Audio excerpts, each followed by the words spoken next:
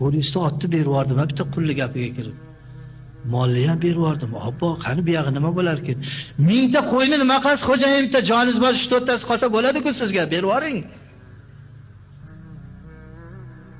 Kechalar uyg'otadi ibodat uchun, turib namoz o'qiymiz deb. Men qara, meni jinni deyapsanmi? Otni berdim, molni berdim, ha, xo'jayin, tamom, endi uxluring. Men sizdan 1000 marta boy bo'lganning o'g'liman. Sizdan 1000 marotaba boy bo'lgan odam o'g'liydim.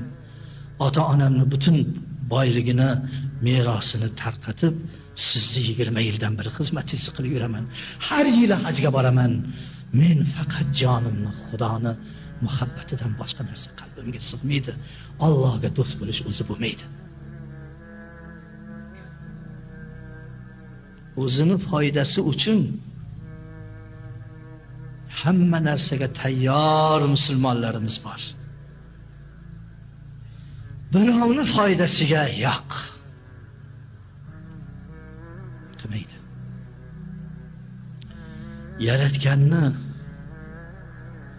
sevsangiz, muhabbatingiz ortuv bo'lsa, yaratganni hammadan oldin yaxshi ko'ring.